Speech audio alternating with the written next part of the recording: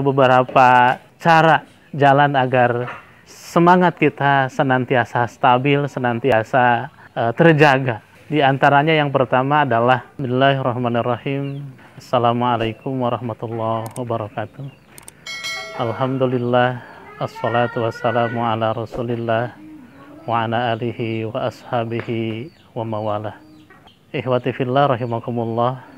Pada kesempatan ini mari kita sejenak merenungi tentang liku-liku perjalanan kita dalam mengarungi kehidupan, terutama memerankan kita sebagai para penyeru kepada Allah Subhanahu wa Ta'ala, mengajak manusia untuk dekat kepada Allah Subhanahu wa Ta'ala.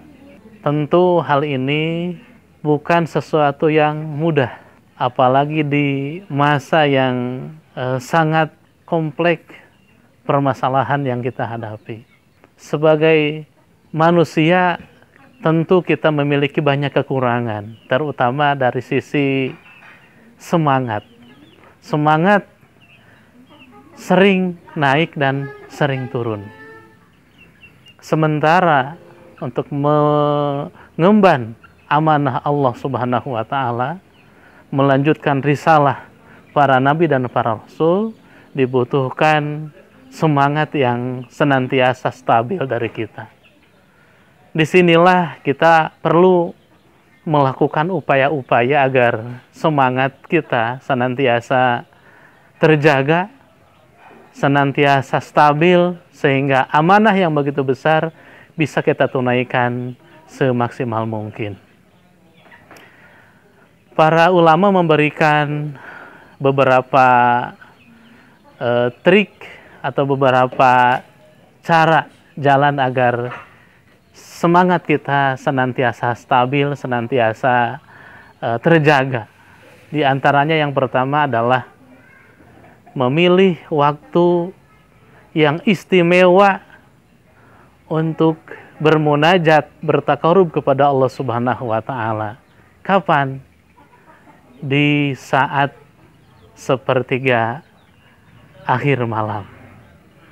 Disitulah kita banyak berdoa, kita banyak meminta, dan kita banyak curhat kepada Allah Subhanahu wa Ta'ala mengenai permasalahan yang kita hadapi. Termasuk masalah-masalah pribadi, masalah-masalah rumah tangga, masalah-masalah keumatan, kemasyarakatan. Karena yakin bahwa hanya Allah lah yang menggenggam hati kita. Hanya Allah lah yang membolak-balik hati kita. Kemudian yang kedua adalah kita juga harus mengatur ritme. Ada para ulama yang menyampaikan salah satu yang membuat semangat kita akan stabil adalah dengan mengadakan perjalanan. Ada perjalanan misalkan ke tempat-tempat yang menyimpan sejarah masa lalu, baik sejarah orang-orang soleh ataupun sejarah orang-orang yang bertolak belakang atau berpaling dari Allah Subhanahu wa Ta'ala, dan dengan melihat itu kita bisa mengambil kesimpulan seperti apa akibat-akibat dari mereka yang mereka lakukan.